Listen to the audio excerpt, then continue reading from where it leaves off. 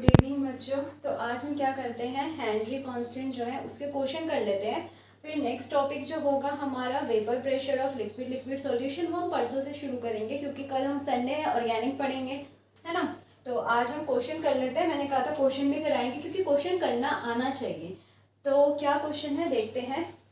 आपके एनसीईआरटी से ही ले लेते हैं। दे रखा है 2.7 है एनसीईआरटी का, इंटेक्स का बोला गया है। हेनरी लॉ कांस्टेंट आपको दे रखा है, KH आपको गिवन है, दैट इज 1.67 इंटू 10⁸ पास्कल आपको ये गिवन है, ठीक है। टेम्परेचर दे रखा है कितना, 298 केल्विन का। आगे क्या बोला है, calculate the quantity of CO2 in 500 ml of soda water. उसने बोला है कि क्या आपको निकालना है, आपको क्वांटिटी ऑफ CO2 निकालना है जो आपका किस में प्रेजेंट है, 500 ml ऑफ सोडा वाटर में आपका ये प्रेजेंट है, ठीक है। ओके, आगे क्या दे रखा है आपको, बोला है कि ये जो आपका CO2 500 ml of soda water में प्रेजेंट है, इसको हाई प्रेशर में आपका डिसॉल्व किया गया है। क्या प्रेशर दिया गया था, इसने बोला है जो आपका पार्शियल प्रेशर दिया है वो 2.5 atm आपको दिया हुआ है। अब आपको निकालना है क्या, क्वांटिटी ऑफ CO2। चलो देखते हैं कैसे होगा। तो देखो, अब मैं हमेशा अपना फ़ोन फ्लाइट मोड में डालना भूल जाती हूँ, इस बार देखती हूँ ज़रा, एक बार चेक करना बेटर होता है। हाँ, फ्लाइट मोड में है। वाईफाई भी बंद कर देते हैं। चलो अब करते हैं। तो देखो हमें क्या है, हमें पता है, हमें हेनरी कांस्टेंट पता ही है। वैसे भी उसने क्या बोला है, उसने कहा है क्वांटिटी कितना प्रेजेंट है, ठीक है, यही उसने बोला है। चलो ठीक है, देखते हैं अब होता क्या है। सॉल्युबिलिटी हम निकालते हैं कि गैस के लिक्विड में कितनी सॉल्युबिलिटी है। बेसिकली सॉल्युबिलिटी हम किससे निकालते हैं, हम XB से निकालते हैं, हम मोल फ्रैक्शन से निकालते हैं। लेकिन क्या बोलते हैं कि इसकी इसमें कितनी, यानी कि गैस की वाटर में कितनी सॉल्युबिलिटी, यानी कि सॉल्यूट की इसमें कितनी सॉल्युबिलिटी है। तो हम क्या निकाल रहे होते हैं, किसका मोल फ्रैक्शन के बारे में बात कर रहे होते हैं, सॉल्यूट के मोल फ्रैक्शन के बारे में बात करते हैं। आप निकाल सकते हैं हम, हमारा क्या होता है formula, partial pressure is directly proportional is equal to Henry constant into आपका सॉल्युबिलिटी गैस की या फिर मोल फ्रैक्शन आपका किसका, सॉल्यूट का। चलो ये आपको कितना दे रखा है, 2.5 atm में दे रखा है, पास्कल में कन्वर्ट करेंगे। कैसे करेंगे बेटा, 1 atm यहाँ पे नहीं दिखती, यहाँ पे सॉल्व करने के लिए हो जाएगा। 1 atm आपका कितना होता है, 1.01325 इंटू 10⁵ पास्कल के बराबर होता है। तो यहाँ पे मल्टीप्लाई हो जाएगा। देखो ये 1.01325 जो होता है आपके 1 के बराबर ही होगा। 5 को हटाओगे 3 आएगा, 2 ही रहेगा। 2 को हटाओगे 3 आएगा, 3 को हटाओगे 1 आएगा, 1 को हटाओगे 0 ही रहेगा। और 1.0 आपके 1 के बराबर ही होता है। राउंड ऑफ कर दिया मैंने 1.0 तक, इंटू 10⁵ पास्कल, और ये 1.0 हमारा 1 के बराबर ही होता है ना। चलो ठीक है, आगे KH कितना गिवन है आपको, 1.67 इंटू 10⁸ पास्कल, और हम निकाल रहे हैं सॉल्युबिलिटी गैस की आपकी लिक्विड में। चलो ये आपका कितना हो जाएगा, 2.5 इंटू 10⁵ पास्कल होता है, ठीक है। ये आपका नीचे आ जाएगा 1.67 इंटू 10⁸ पास्कल होता है। हमें पता है पास्कल से पास्कल यहाँ पे कट जाएगा, और हमें ये पता होता है जो हमारा मोल फ्रैक्शन होता है ये आपकी यूनिटलेस क्वांटिटी होती है, यूनिटलेस होती है, इसकी कोई भी यूनिट नहीं होती है, डायमेंशनलेस होती है, ये हमको पता होता है। चलो ठीक है, अब देखते हैं। मैंने इसका कैलकुलेशन कर रखा है, आप एक बार खुद से कर लेना। XB हमारा जब आप इसे कैलकुलेट करोगे तो हमारा निकल के आ जाएगा 1.51 इंटू 10⁻⁻3, इतना हमारा निकल के आ गया। अब XB क्या होता है बेटा, हमें पता होता है जो XB होता है वो होता है NB upon Na plus NB होता है। हमें क्या निकालना है, हमें निकालना है कितनी क्वांटिटी हमारे 500 ml ऑफ वाटर में प्रेजेंट है। अब क्वांटिटी कितनी है हमारी, क्वांटिटी का मतलब है कितने मोल्स आपके प्रेजेंट है, किसके मोल्स, सॉल्यूट के मोल्स, यानी कि मुझे ये निकालना है। XB मैंने निकाल रखा है, Na निकाल के देखते हैं। 500 ml ऑफ वाटर आपको दे रखा है, यानी कि वॉल्यूम ऑफ वाटर तो आपको गिवन ही है। तो क्या हमें दे रखा है गिवन, यहाँ पे लिख लेते हैं, हमें क्या दे रखा है, हमें दे रखा है वॉल्यूम ऑफ वाटर जो आपका कितना है 500 आपका ml है, इतना, ठीक है, हमें गिवन है। अब हमें क्या पता होता है, डेंसिटी क्या होती है बेटा, मास बाय वॉल्यूम होता है, ठीक है। डेंसिटी वाटर, अब हम डेंसिटी निकाल रहे हैं, यानी वॉल्यूम हम किसका लेंगे, वाटर का लेंगे, तो डेंसिटी पे हम वाटर का लेंगे, तो मास ऑफ वाटर कितना हो जाएगा, यहाँ से मास हो जाएगा आपका डेंसिटी इंटू, मास हो जाएगा आपका density of water into volume of water. तो हमारा मास यहाँ से कितना निकल के आएगा, डेंसिटी हम कितना लेंगे स्टैंडर्ड स्टेट में, हम ले लेंगे 1 ग्राम पर ml ले लेते हैं। वॉल्यूम कितना गिवन है हमें वाटर का 500 ml है ना, इतना ही गिवन है। ml से ml कैंसिल हो जाएगा, मास हमारा कितना निकल के आया है वाटर का, निकल के आ गया 500 ग्राम। अब हम Na निकालेंगे, यानी कि सॉल्वेंट हमारा वाटर था, तो Na कितना हो जाएगा, मोल्स ऑफ सॉल्वेंट कितना हो जाएगा, A आपको सॉल्वेंट को रिप्रेजेंट करता है, क्या हो जाएगा मास अपॉन मोलर मास। मास कितना दे रखा है वाटर का 500 ग्राम। मोलर मास कितना होता है, हमने बहुत बार कर लिया, 18 होता है, निकाल के देख लेना आप चाहे, ग्राम पर मोल 18 होता है, H2O होता है, इसका हो जाएगा 2 और इसका हो जाएगा 16, हो जाएगा 18, है ना। चलो ग्राम से ग्राम कैंसिल, जब आप 500/18 निकालोगे तो आपका आ जाएगा यहाँ से 27.8 मोल। यहाँ तक कोई दिक्कत, यहाँ तक आपको कोई दिक्कत नहीं होगी। चलो ठीक है, आगे देखते हैं। आगे मैं इधर से इसको मिटा देती हूँ, है ना, इतना आप समझ गए होंगे, इतना मिटा दूंगी, इतने से हमारा काम हो जाएगा। आगे देखते हैं, Na हमारा निकल गया, ठीक है, X भी हमको पता है, इसमें पुट करना है इस फॉर्मूले में, तो क्या हो जाएगा हमारा X भी हमारा कितना है 1.51 इंटू 10⁻⁻3। फिर N भी हमको निकालना है, Na हमें कितना दे रखा है 27.8 मोल, और यहाँ पे N भी, यही होता है हमारा मोल फ्रैक्शन। ये वाली इक्वेशन है, equation first, according from equation first ले लेते हैं, ठीक, कोई दिक्कत यहाँ तक, कोई दिक्कत नहीं। अब देखो बेटा, ये जो 27.8 है ना, ये बहुत बड़ा है NB से, जिस वजह से इस NB को हम इग्नोर कर देंगे और हमारे पास आएगा 1.51 10⁻⁻3 NB अपॉन 27.8 मोल हमारा यहाँ पे आ जाएगा, है ना। अब आगे देखते हैं क्या हो जाएगा। अब क्या होगा, ये इधर आ जाएगा 1.51 into 10⁻⁻3 27.8 mole is equals to आ जाएगा आपका NB।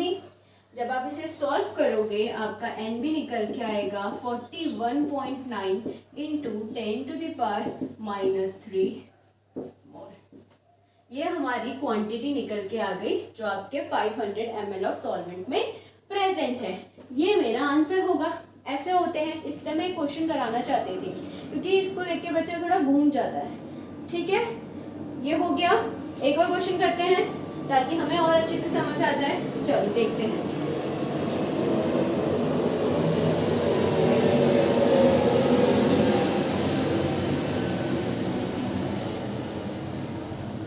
बस कैलकुलेशन सही होनी चाहिए आपकी, बाकी प्रोसेस तो मैं बता ही रही हूँ।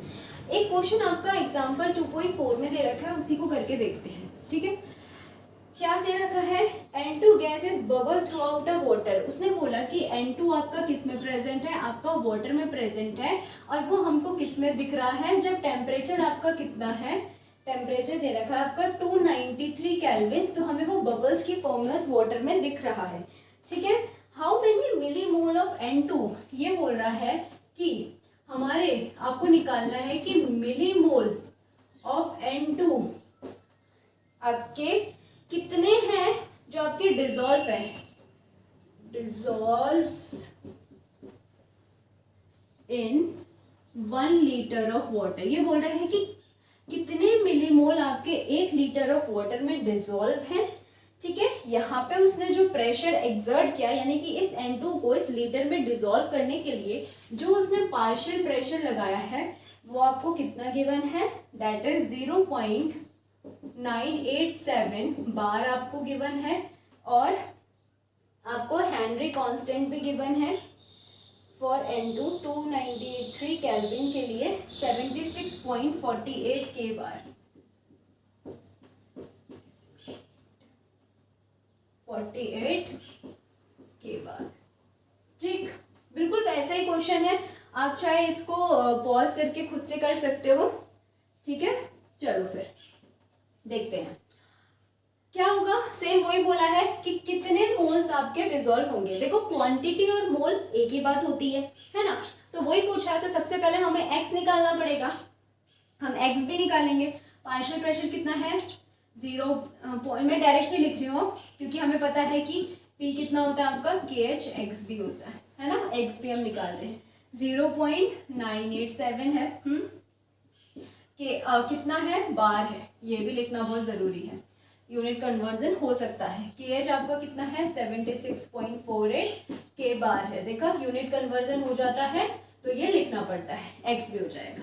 तो मेरा यहाँ से x भी बेटा कितना निकल के आ जाएगा, यहाँ से हम ऐसे करके से लाइन खींच लेते हैं ताकि आधा यहाँ और आधा यहाँ कर लेंगे, थोड़ा हमें स्पेस मिल जाएगा। x भी कितना है हमारा 0.987 बार हो जाएगा, ये हो जाएगा आपका 76.48 के बार है, और 1 के बार is equals to 10 to the power 3 बार होता है। तो इस के बार की जगह मैं 10 टू द पावर 3 बार लिख दूंगी, बिकॉज हमें पता है x भी हमारी यूनिटलेस क्वांटिटी होती है।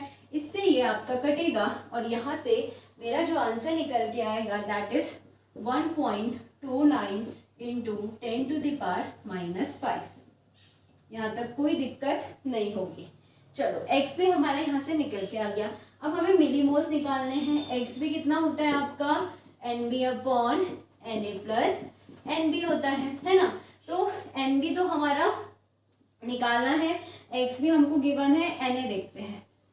Na कितना हो जाएगा, मास अपॉन मोलर मास, और मास किसका, लिक्विड का, लिक्विड में डाला हुआ है। तो हम ले लेते हैं कि हमें कितना दे रखा है, 1 लीटर ऑफ वाटर का दे रखा है। तो डेंसिटी ऑफ वाटर अगर मैं निकालूं तो ये कितना होता है, मास बाय वॉल्यूम होता है। वाटर की जो डेंसिटी होती है बेटा वो 1 ग्राम पर मोल होती है, 1 ग्राम पर ml होती है, 1 ग्राम पर ml होती है। इधर मैंने वॉल्यूम ले लिया और इधर मास ले लिया।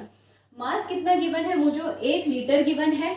चलो 1 लीटर मैंने यहाँ से ले लिया, ये ml ये लीटर कैंसिल तो नहीं होगा, तो हम क्या कर लेते हैं, इसको ml में कन्वर्ट कर लेंगे। तो अगर ml में कन्वर्ट करेंगे तो हमें पता होता है 1 लीटर आपका 10 टू द पावर 3 ml के बराबर होता है।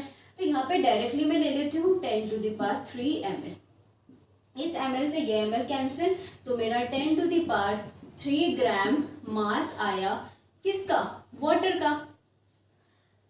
हमें किसका, इसका वाटर का मास आया। अब मैं इसमें पुट कर लूँ क्या, Na कितना गिवन है हमारा, मास बाय मोलर मास, मास कितना निकल के आया 10 to the power 3 gram. Molar mass कितना होता है वाटर का, अभी निकाला 18 ग्राम पर मोल होता है ना। इससे ये कटेगा Na, जब आप 10 टू द पावर 3 को 18 से डिवाइड करते हो, याद रखना 55.5 मोल आपका निकल के आता है। तो यहाँ से हमारा Na भी आ गया, Xb भी आ गया, 1.29 into 10 to the power -5। Nb मुझे निकालना है, Na कितना आया 55.5 प्लस Nb। वैसे ही करूँगी, क्या करूँगी, मैं बोल रही हूँ कि Nb जो है आपका बहुत स्मॉल है 55.5 से, तो इसको नेगलेक्ट कर देंगे यहाँ से और इन दोनों की मल्टीप्लाई करेंगे, इन दोनों की। तो हमारे पास इन दोनों की मल्टीप्लाई करके जो Nb आंसर आएगा वो आएगा 7.16 इंटू 10 टू द पावर -4 मोल निकल के आ जाएगा। ठीक है, इतना आ गया। अब इसको मैं यहाँ कर रही हूँ बेटा। अब देखो मुझे आंसर किस में पूछा है, मिलीमोल में, मैंने निकाला मोल। 1 मोल 10 टू द पावर 3 मिलीमोल के बराबर होता है। क्या मैं इसको यहाँ पुट कर सकती हूँ, इसको ले लेती हूँ इक्वेशन नंबर 2, लिख लेती हूँ पुट इन इक्वेशन 2। ठीक, तो क्या हो जाएगा हमारा एन बी यहाँ से आ जाएगा 7.16 इंटू 10⁻⁻4 इंटू 10⁻³ मिलीमोल। इससे ये कटेगा, -1 बचा, तो -1, ये -1 को मैं इधर लेके आ गई तो आ जाएगा 0.716 मिलीमोल। मेरा यहाँ से आंसर निकल के आ गया। इतना सबको समझ आया? यहाँ तक कोई दिक्कत? इजी ही है, कैलकुलेशन करना, थोड़ी सी प्रोसेस पता होनी चाहिए, है ना। चलो, हमने सेकंड क्वेश्चन भी कर लिया। स्क्रीनशॉट लेना है तो ले लो, मैं थोड़ा सा साइड हो जाती हूँ। फिर हम थर्ड क्वेश्चन करते हैं। चलो थर्ड क्वेश्चन करते हैं। अब मैं इसके आगे वाला टॉपिक इसलिए नहीं पढ़ा रही हूँ आज, क्योंकि हमारी जो वीडियो हो जाती है वो बहुत ज़्यादा लेंथी हो जाएगी, है ना। तो अब हम उसे परसों ही शुरू करते हैं, क्योंकि कल तो संडे है, कल हम ऑर्गेनिक पढ़ते हैं, है ना। बीच में नहीं पढ़ पाए थे बिकॉज मेरी तबीयत थोड़ी ख़राब हो गई थी, बट अब मैं ठीक हूँ, तो अब हम पढ़ेंगे, थोड़ा थोड़ा करके पढ़ेंगे, पर सारा पढ़ेंगे, एक भी टॉपिक हम नहीं छोड़ेंगे। तो एक और क्वेश्चन है हमारा 2.6 में, देखते हैं क्या दे रखा है। 2.6 आपको दे रखा है कि H2S अ टॉक्सिक गैस, मैं लिख रही हूं, with रॉटन egg like smell.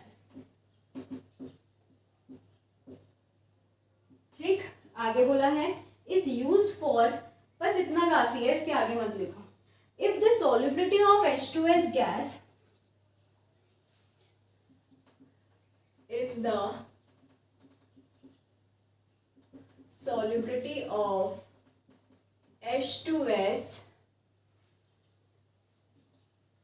gas कितनी देर की है, in water at STP, in water at STP is 0.195 small m। Calculate Henry law constant आपको निकालना है। कैलकुलेट